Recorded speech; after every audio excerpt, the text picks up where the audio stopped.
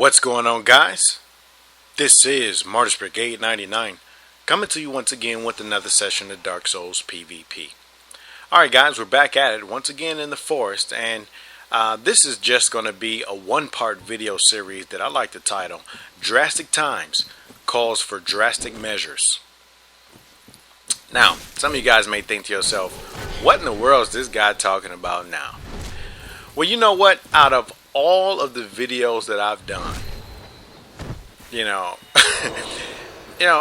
I'm just totally convinced that there are a whole bunch of noobs out there. It's got to be a whole bunch of noobs out there.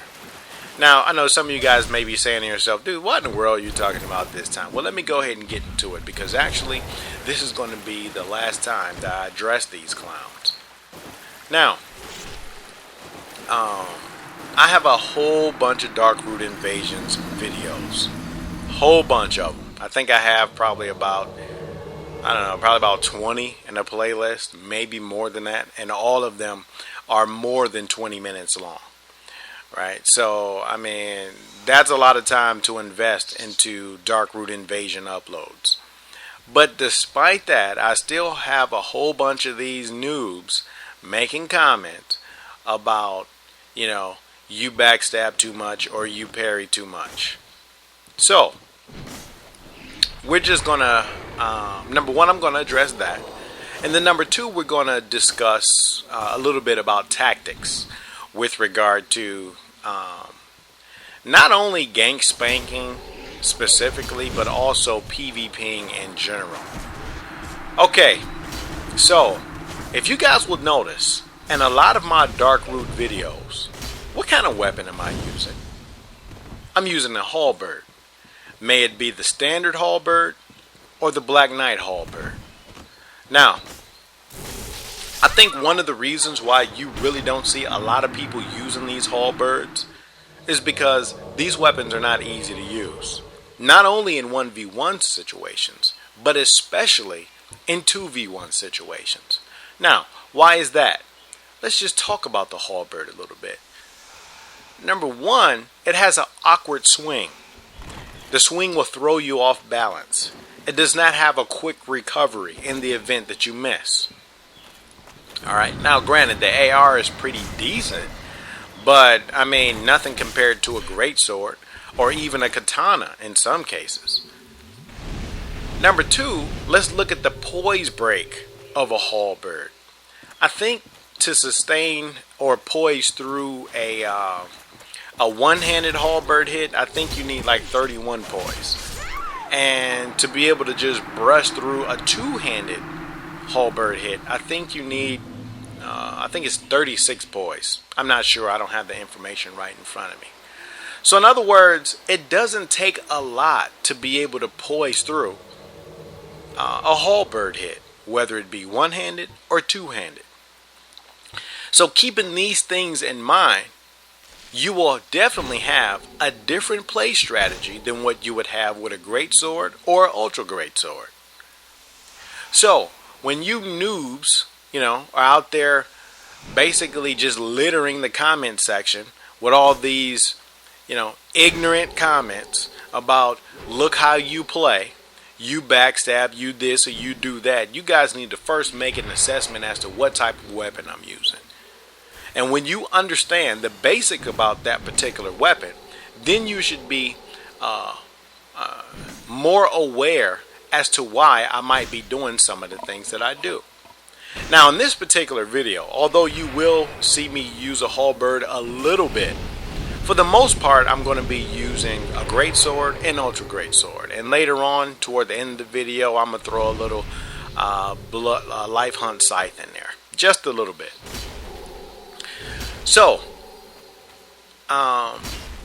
when you're using a halberd and you're fighting, especially gankers, in most cases you're fighting guys with a whole bunch of poise. Now, if you're going to fight against guys with a whole bunch of poise, a whole bunch of vitality, with the weapon that, you can just poise through it with, just 31 poise, what else are you going to do other than take advantage of BS opportunities? I mean, like, seriously. Because in other words, when you talk problems, you've got to talk solutions. So when you people are going to sit here and say all you do is BS with the halberd, okay, well, let me ask you a question. What else should you do with the halberd? I mean, 31 poise is nothing. So if I just try to R1 them to death with the one-handed halberd, they'll just poise BS me. You know, and keep in mind, we're talking two people. So in other words, if I miss with one, the other one will just come behind my back and BS me. If I try to two-hand it, you only need 36 poise to be able to just brush through that.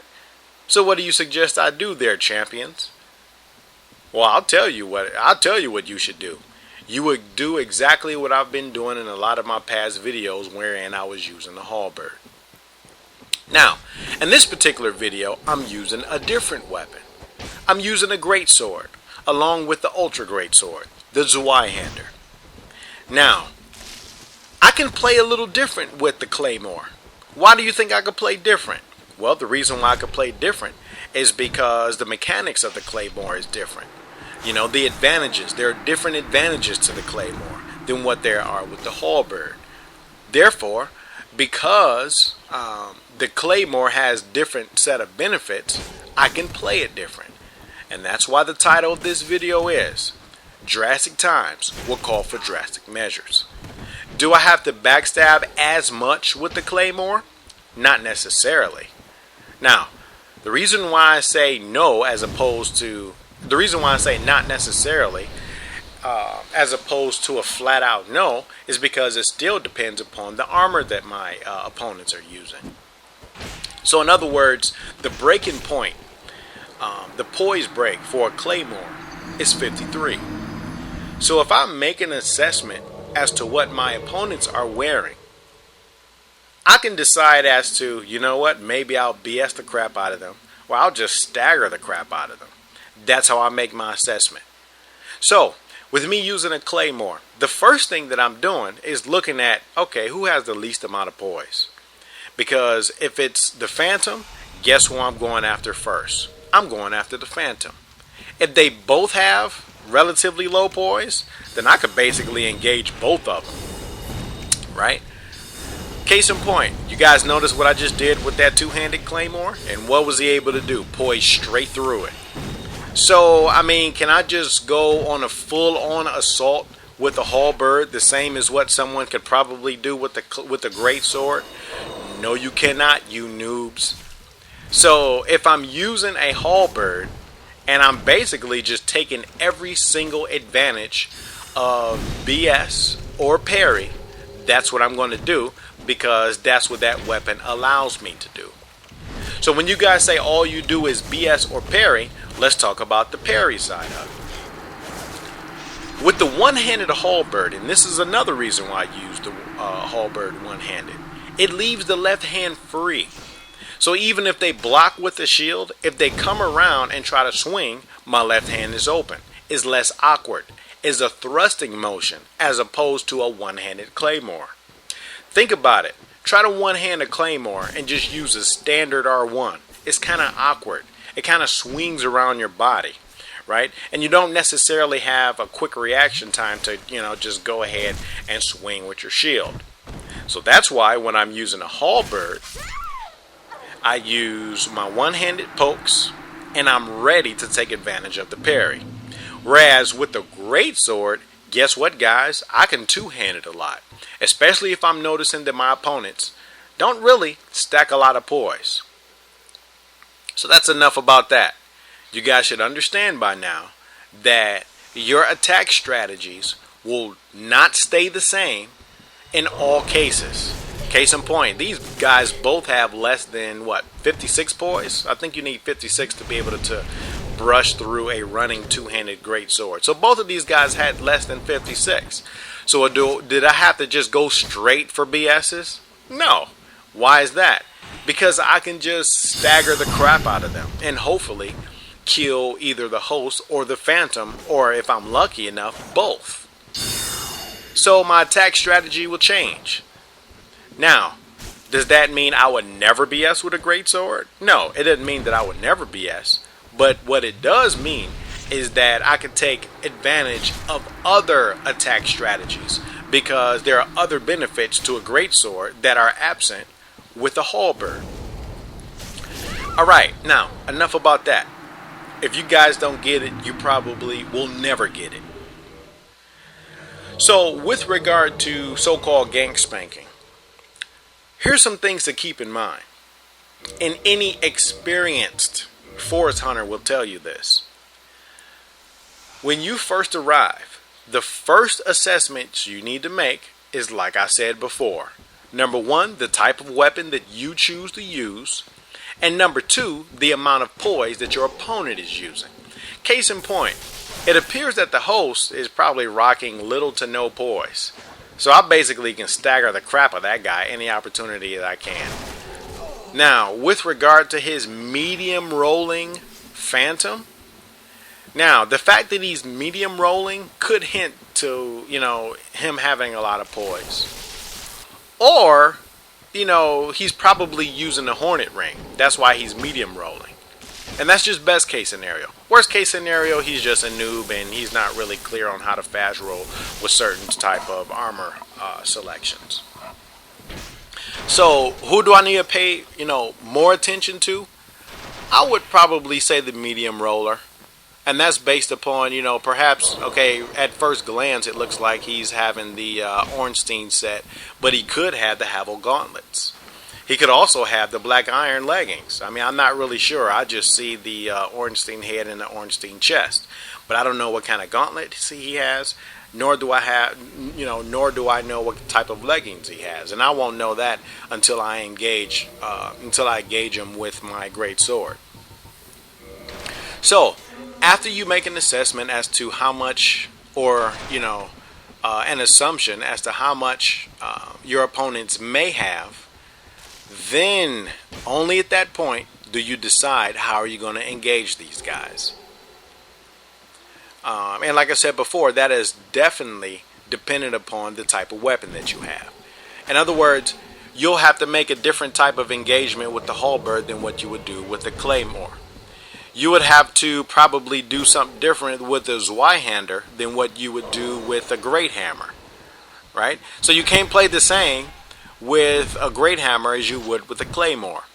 You can't play the same with a spear as you probably would with a katana. So, you noobs need to get your hands dirty, get out there, and do some forest hunting before you start trolling the comment section with these, ignorant comments. And I'm not saying ignorant to be insultive. I'm saying ignorant because they're, comments based upon not knowing something. That's what ignorance means, to not know. Right? So, like I said before, drastic times will call for drastic measures. I will have to do extreme measures based upon the weapons that I use. And this is why I say, I give certain players more credit than others. Because in other words, if you're going to just sit here and dark bead, that doesn't take a lot of effort. It doesn't, especially if you have 45 decks, that doesn't take a lot of effort. If I see someone gank spanking with, let's just say, a halberd, I would say, wow, I would actually give them a little more credit than someone with a katana. Right? Because someone with a katana, number one, you could buff it. If you use a chaos blade, you can basically just spam the running R1 like so many people do. And number two, in the event that you miss, there's a quick opportunity for you to parry. So I would give someone with a halberd more credit than I would someone with a katana. Now, this is not to say that I would discredit a katana user. I'm just saying, seeing that I'm familiar with all these type of weapons, I would give kudos more to one person over another. And this is what critical thinking and objective analysis will produce. When you are objective, that means you are entering into something with no opinions. You're looking at it. You're analyzing it. And then when you use your brain for something other than a hat rack, you're able to think critically and say, oh, okay, well, I can kind of understand why he's doing what he's doing. Look at the weapon he's using. All right, so enough about that. I think I've spent enough minutes addressing these trolls. So, like I said before, this will be the absolute last time that I address you clowns. Because I am so, Lord knows, if anyone has just ever taken the time to just go through the comment section to any of my forest videos, you would know exactly what I'm talking about. Because, you know, sometimes I'll be on the Twitch or I'll be somewhere else and I'll hear guys say, dude, I get a laugh at just going through the comment section on some of your videos because those guys make some hilarious comments. And you know, sometimes I could just ignore it, but sometimes when I get enough of these ridiculous comments, I just have to break down and address them. But this is going to be the last time because I really don't feel like I need to consume myself with addressing these trolls. Now, here's a proposal. And as a matter of fact, here's a proposal that I've made plenty of times in the past for a lot of you people. Like I've said before, if we're going to talk problems, you know, you must also talk solutions. If all you're going to do is complain and complain and complain, then I have reason to believe that you're not doing anything but trying to waste someone's time. Now, if you're trying to do something for the benefit of that thing that you're talking about, then I have a proposal for you. You know, if you guys have all these solutions, you know, you make all these complaints about my methods of engagements, or anyone's method of engagement for that matter, all you have to do is do the same thing as I'm doing. Find some type of means. May it be a cell phone, a camcorder, a PVR, or whatever it is that a Twitch stream. Upload a series of gank spanks under the same conditions as myself. You guys notice I only have 42 poise. I'm not stacking poise. 42 poise. I don't have any pyros to supplement my attacks, no sorceries, or no miracles to supplement my attacks. So in other words, all you're going to do is get pure melee. So if you guys say, you know, you can just gank spank people without using parries or backstabs, prove it. Let me see 20 minutes worth. 20 minutes, at least 20 minutes worth of you just dominating the crap out of gankers with no castings, no BSs, and no parries. And if you can do it, then maybe you'll give something for not only myself, but also other people to look forward to. Because think about it.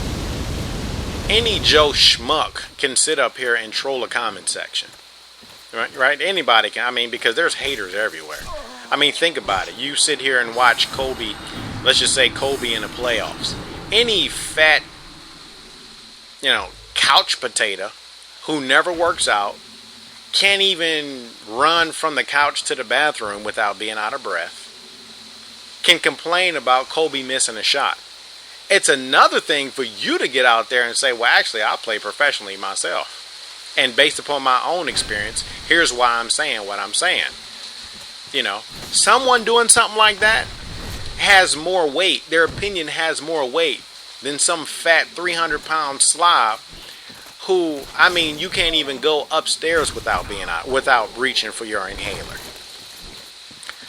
So enough about that. Like I said before, guys, if you guys want to go ahead and show myself and a lot of these other guys that the best way to deal with gankers and the more honorable way, you know, as some of you, you know, as you guys say it in the comment section, the more honorable way to deal with gankers, hey, send me a video response of you R1 and R2, you know, and R2ing people to death with no BSs and no parries. And if you can do that, hey, you'll have a free video response for everyone to check out. Alright, so that is pretty much it. Like I said before, drastic times will call for drastic measures.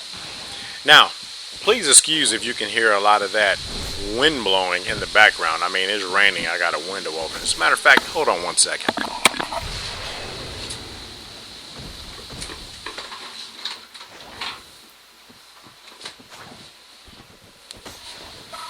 Alright, hopefully that'll be a little better. I just shut the window. So we're back at it. And like I said, drastic times will call for drastic measures.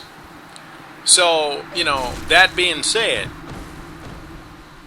you guys got a full explanation as well as a full demonstration of another way to engage gankers by using a different weapon loadout. Alright, so I actually got pieced up by that katana right there. Couldn't get him quick enough on the draw, but we're back at it as a red phantom. Alright, now what's going on during this invasion? I couldn't really remember. As a matter of fact, I think this is one of those days where invasions were kind of slow, so instead of just going pure forest hunter, I just basically, you know, did an alternate. Alright, I basically alternated my forest invasions with dark root invasions. Now, one thing about this, I really don't understand how he missed me on some of these swings. Now, I do see that he's trying to dead angle me, and perhaps I'm just running at the right time, but, you know, during the time that I was fighting against this guy, there was some fights that I thought to myself, like, okay, now I should have been hit right there. I definitely should have been hit, but, I mean, GG Dark Souls, that's all I can say. And actually, this guy did an awesome job at tricking me right here. What he did was he took a quick right flank around that corner, and basically I got lost. I thought he just ran straight toward the other side of Dark Root. Alright, so I'm kind of confused as to what's going on, so I guess I'll just go ahead and engage this forest hunter. I mean, think about it. You know, this guy's running 0 poise. I mean, and even though he does have an ultra great sword, I mean, this guy has 0 poise, so he's kind of less of a threat. And that's how I always make my assessments during these invasions. But, I mean, I talked about that enough, so I really don't have to review it. So, alright, that's pretty much it, guys. I hope you guys enjoyed my Drastic Times Calls for Drastic Measures video. So, hey, until next time, Martyrs Brigade is